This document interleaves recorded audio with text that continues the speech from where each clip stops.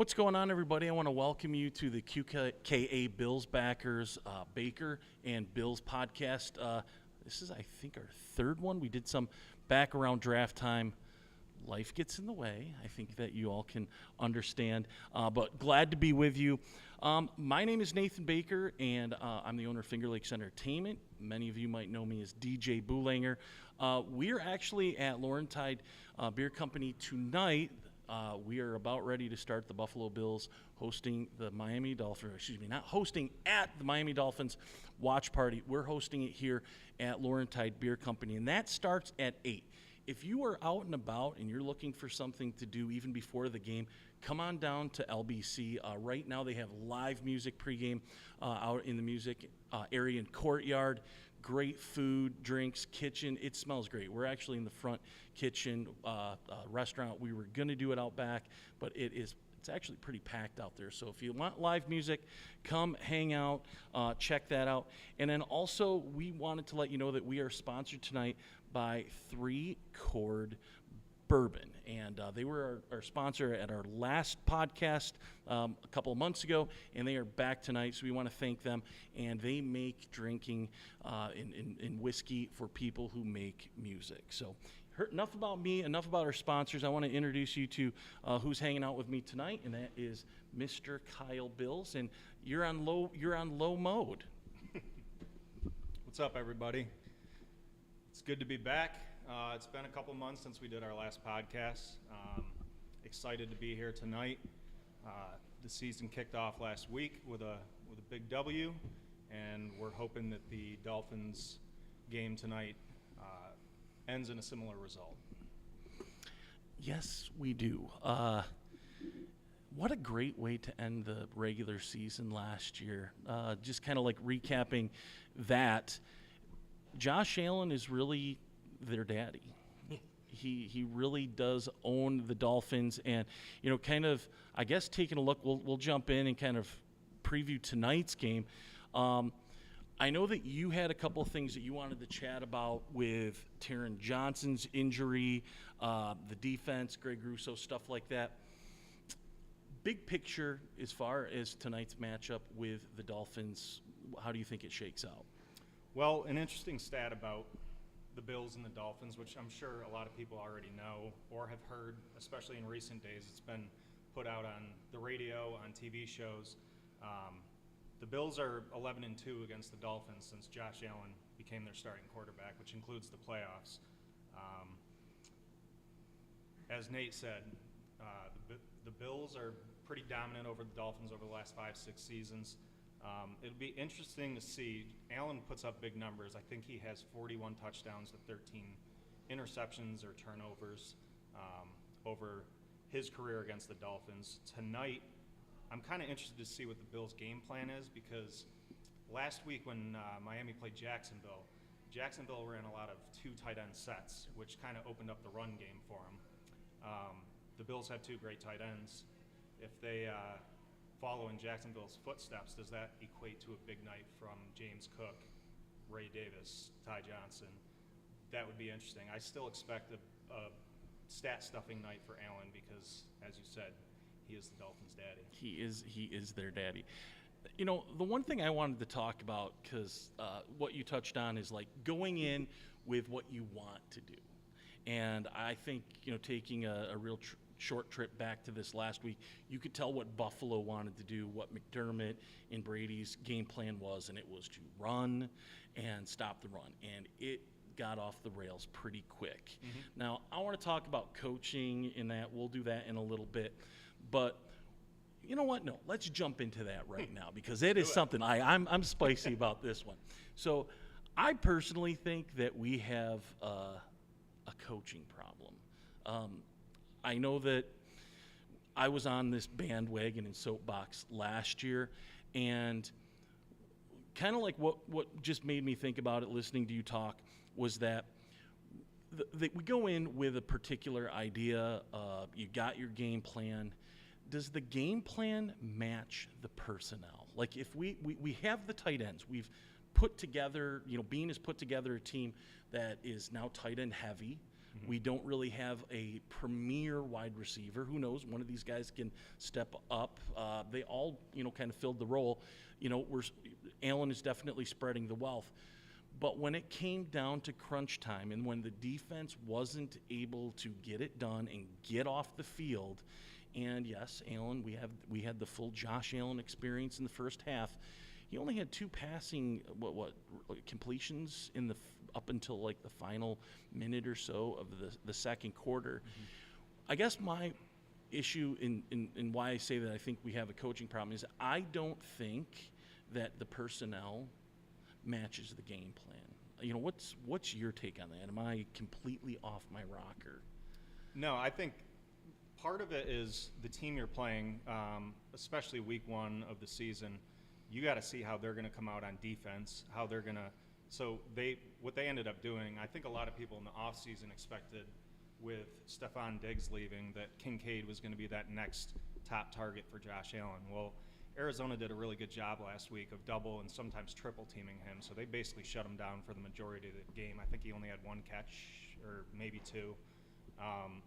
So as far as the coaching, the problem with the coaching, the game plan and all that, my problem is when you see it not working, you need to make an adjustment then and there. You need to throw them off. You can't keep trying to rely on the same thing to be successful and go an entire half. I mean, luckily we were playing the Cardinals. If you do that against Kansas City, Baltimore, even Miami tonight, right, and you're down big at halftime, you can't expect Josh Allen to come back every single time. That's kind of where I'm thinking in the segue and transition into the game tonight is that Miami is potent, and obviously I see the game plan of wanting to run, stop them, take either Hill away to what they've done, and they've done it successfully over the years is really limiting Miami's explosive plays. They have 1 or 2. But it hasn't really hurt them when it comes to the final score. That being said, we're down both safeties that have produced those results over the past number of years. Do you think that the guys that Buffalo has on the back end have what it takes to really be able to hold Miami? Not really. That's the that's the one part of tonight that I'm probably the most nervous about. Damar Hamlin got his first start last week, and Taylor Rapp has kind of always been a career backup when he was with St. Louis and even last year with us. And then being down the nickelback, Taron Johnson, who I believe Mina Kimes said over the summer is one of the most underrated nickel corners in the league.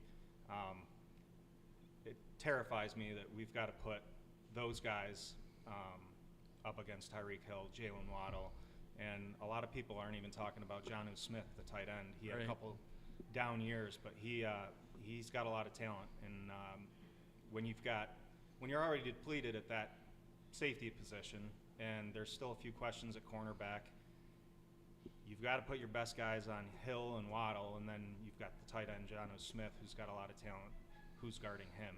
So the passing attack from Miami is definitely what scares me. But it's good that we have Greg Rousseau, and hopefully he keeps up. Yes. He had three sacks and AFC. Was he AFC or did he get NFL Defensive Player of the Week? I believe it was AFC, but it might have been NFL. Yeah, he had 3 sacks and 3 tackles for loss in game 1. So, do you think that we can expect him to be on a sack per game average? I mean, it's his 4th year in the league. He's young. He's big and long. He's got a huge wingspan. I think it really just depends on his motor. He obviously came out fired up last weekend. Can he maintain that over the course of a season and then hopefully into the playoffs? I think he's got the talent. The question is he going to bring it every single game like Von Miller did in his prime? Speaking of Von, he closed that game out. He did. On Sunday, and that was one of the things that we were all looking for last year. I mean, I don't know if he's back to like you described as prime Von, but he definitely is near prime Von, and that's why they brought him in. Like, is to do, like that last play where he just absolutely manhandled his man and just backed him right into Murray, and causing a sack. Game over. And he did the same thing, back in the day, like getting in Mahomes' face, during their regular season victory. Last time that he was on the field against them in the regular season, was it 2 years ago? So it's great to see him back. Now, kind of back to like coaching. When it got off the rails this last week, they went back to Allen and passing and backyard football, and they won the game. What are we doing? Like, why not just do that? Yeah, that's a good question. So, obviously, you don't want to put too much on Allen's shoulders every week. Yes, you do. I think a lot of the offseason talk about Allen's got to be Superman for this team to win with Diggs being gone. I don't know if it was a conscious decision by the coaches to kind of try to come out and establish the run and kind of beat that narrative. I hope the coaches aren't coaching to what the media is talking about. I don't think they're coaching to what the media is talking about. I think what you have is philosophically McDermott is a defensive coordinator, and he's a great defensive coordinator. Like one of the, I want to preface it that he's maybe the best defensive coordinator in the NFL right now. The way that, like, we're going to talk about Teron Johnson going out and being able to, like, roll guys, and it's like they figure it out. Like, as bad as it did start off on, defensively not being able to get off the field, they were able to figure it out, and when it came time, they did get off the field until the absolute end of the game.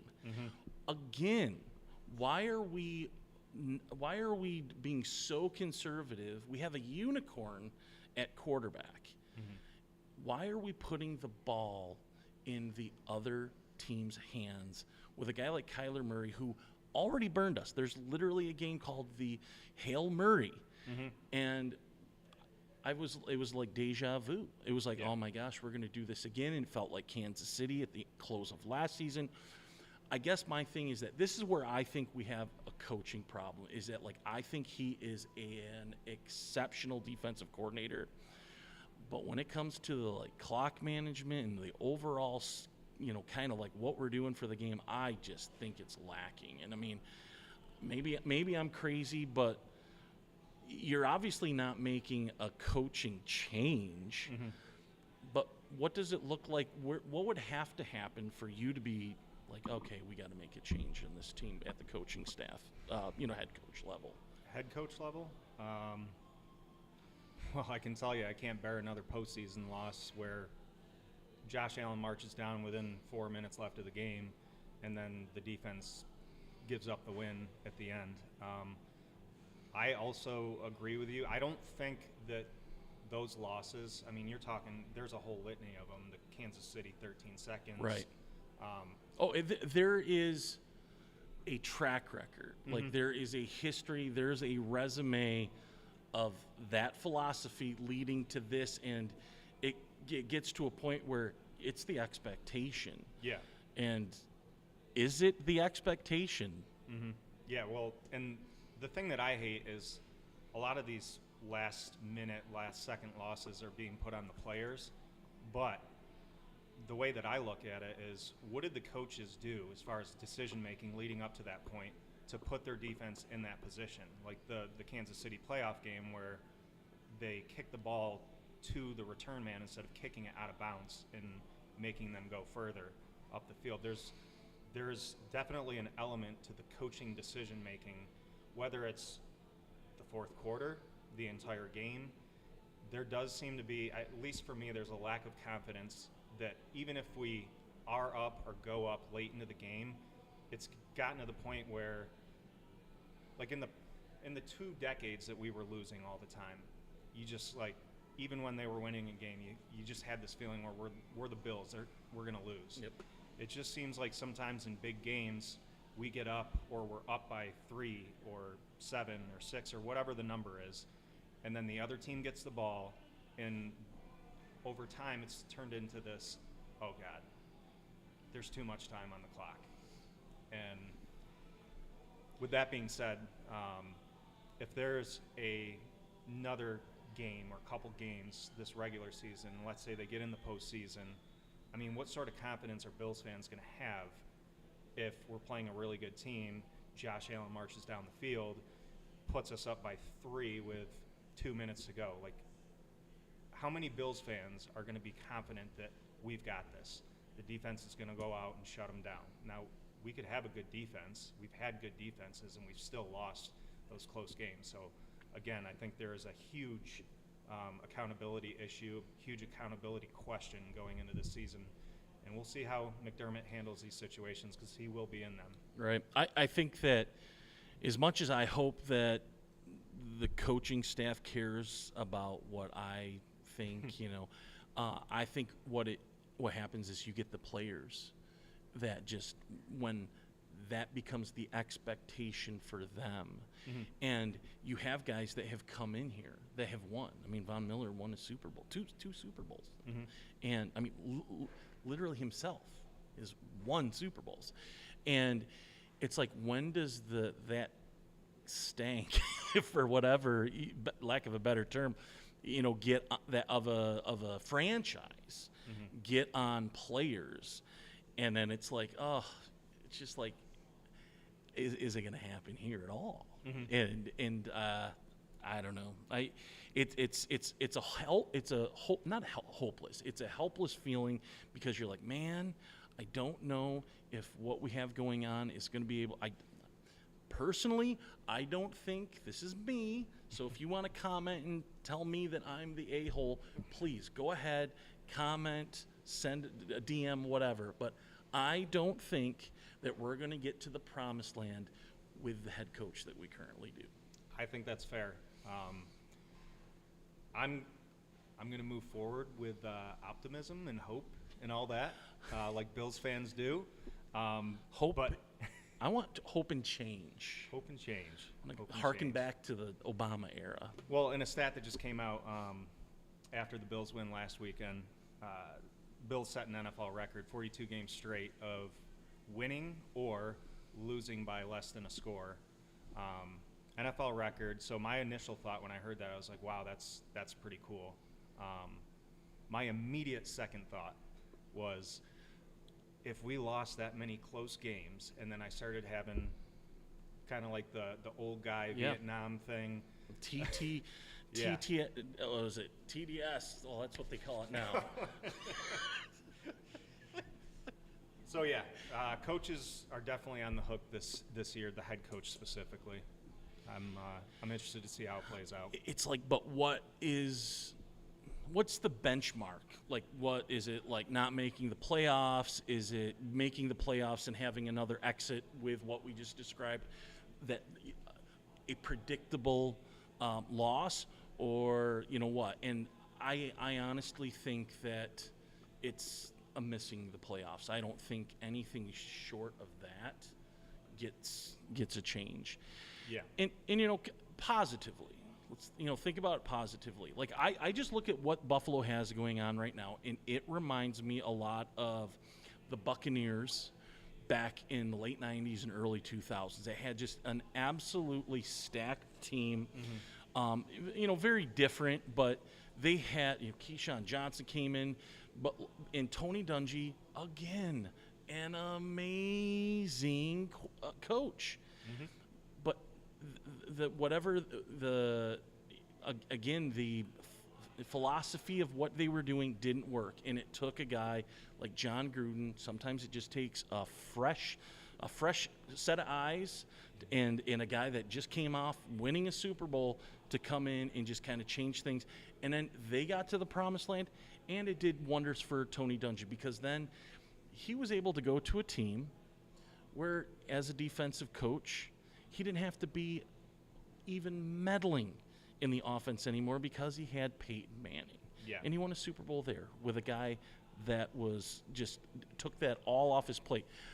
I don't think Josh is wired like a Peyton Manning. Like, I don't think that he's like, I think Josh is a football player. I think he's a leader, but I think he's one of those football players that, like, yeah, you tell me what to do, coach, I'm gonna run through the wall. And it's like, and if you tell me I just got to win it, I'm gonna win it. No matter what, I'm just gonna do it.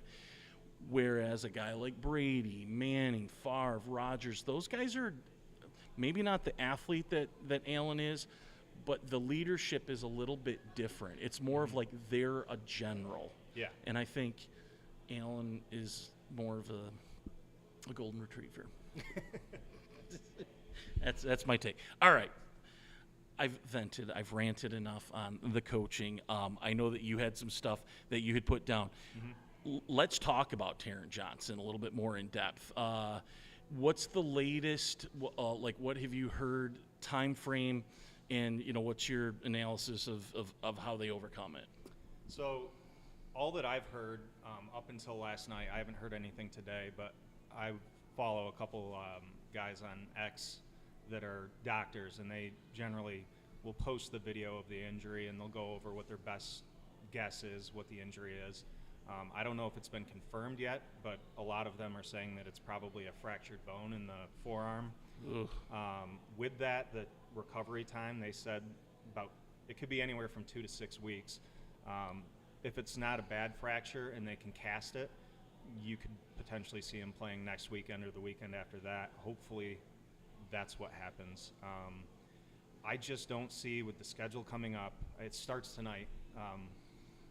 Even though we've dominated Miami, they're a good team, and they can put it on us if they wanted to. It's never a cakewalk. We may be, Josh may be their daddy, but, like, other than that first game in Buffalo last year where they put up 50 on them, it's been a lot of tough sledding. Yeah, a lot of 3-point wins. So they've been close games, but I mean, we've got the Ravens coming up. As long as they have Tua, I'm not worried.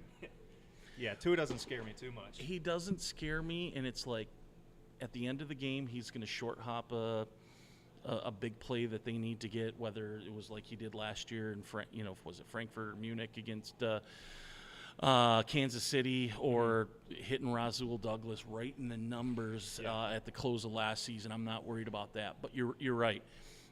With going into tonight, kind of looking back a little bit, the game plan has been Allen's going to spread the wealth, throw to a bunch of guys. Do you know how many guys altogether he threw to in this last week? Yeah, he had 9 different receivers caught a pass from him, receivers/tight ends.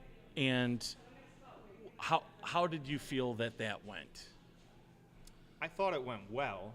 I think it could work, but I do think that there's going to be games where you need kind of that go-to guy, and it did worry me a little bit how Arizona shut down Kincaid. If teams use that blueprint and continue forward, doubling him, sometimes tripling him, who's going to be the next guy? I believe it's too early to try to rely on Keon Coleman to be that guy. Shakir, after Diggs started not producing really the second half of last season, Shakir came on, highest catch percentage in the NFL. You saw him score his touchdown last week. He, to me, seems like next man up, and he's a great route runner, great hands. Have we heard any updates on Samuels and his injury and his availability? Obviously, he's playing, but I know he had the toe injury. Has there been any word on what we might expect from him tonight? I have not heard much at all on Samuels. I'm hopeful that he's going to play a bigger role in the offense. I know it's the preseason, but he came out in the preseason. He looked like he could be a serious weapon for Josh. There's a turf toe that he had. Yeah, turf toe is a tough thing to recover from in season. So it'd be interesting to see if the Bills take it easy with him until he can be a little more recovered from that injury, or are they going to need him to win games and have him play more? Be an interesting thing to follow, especially tonight, not really knowing. Going into the season, a lot of people heralded Kincaid is going to be maybe the not wide receiver, but receiving prospect one. Yeah, kind of like Kelsey right. was for and years. that didn't really happen in week one.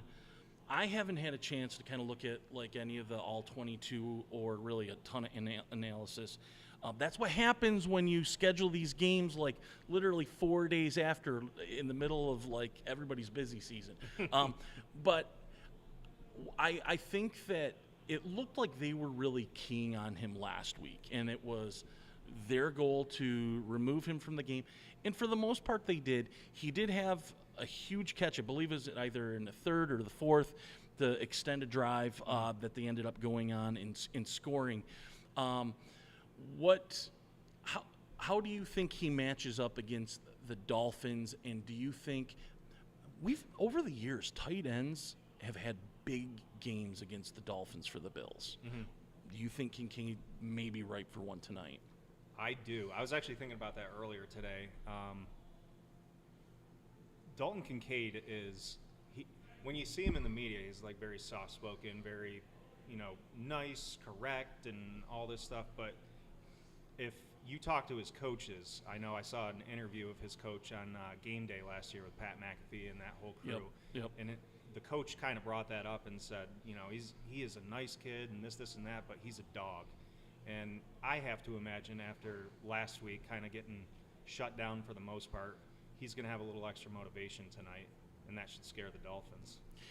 The one thing that was very interesting about the last game, speaking of tight ends, is that Knox was great.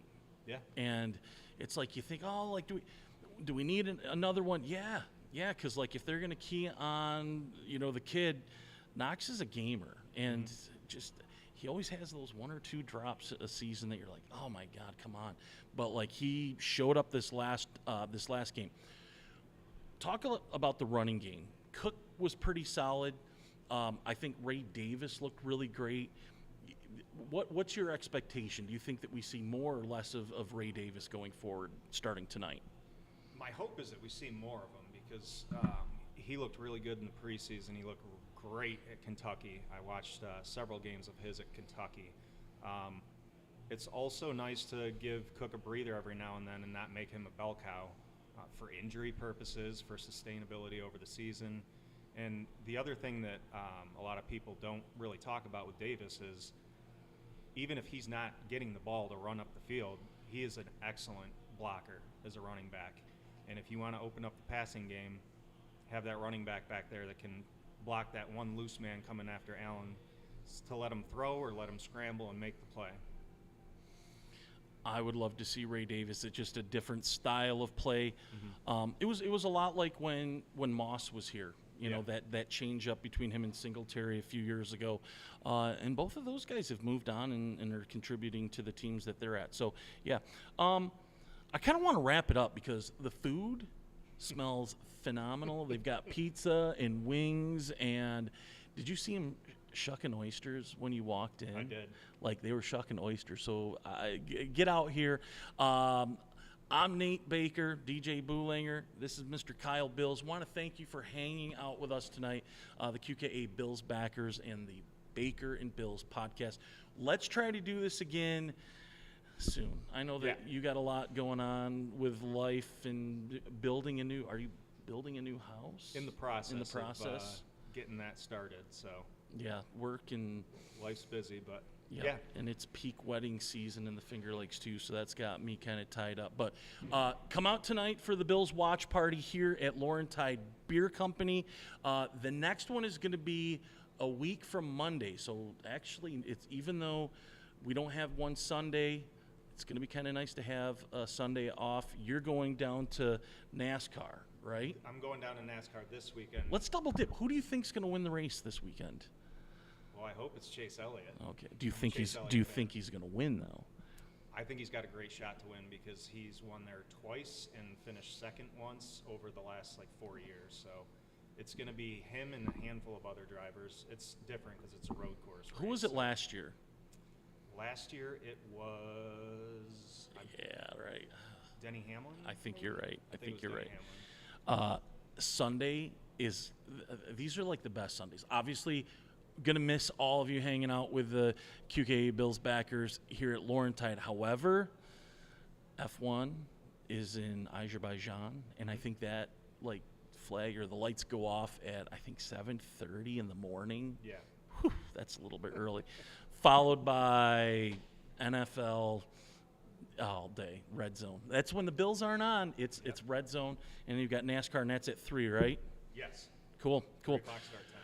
Well, Kyle, I want to thank you for hanging out. Again, get your posterior down here to the LBC, and we're going to be kicking off here in just about a half hour, and it's going to be a lot of fun. So if you like trivia, you like free drinks, we're going to be asking trivia questions to give you prizes. Got some T-shirts and some fun stuff that we're going to be giving away tonight, and we do that each and every week. Also, if you are gonna, if you don't make it down here but you see us, stay tuned on TV tonight, because we have one of our Bills Backers members is actually at the game in South Florida tonight, repping the QKA Bills Backers and Laurentide Beer Company there. We weren't able to get her the flag, but she is wearing gear, and hopefully we'll get her on TV tonight. So thank you, Heather.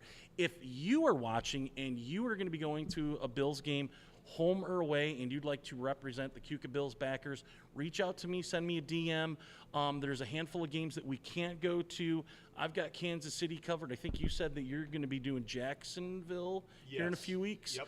And I think we've got Indy and Tennessee covered, and a lot of the other home games. But if you can rep that and you like kind of free swag, we have tiers.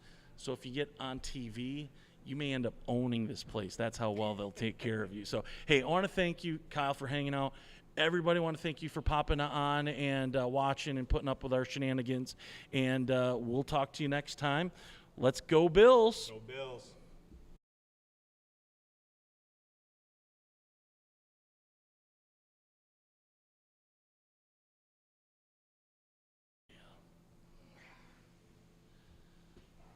Yeah, that was much easier than doing it from my laptop.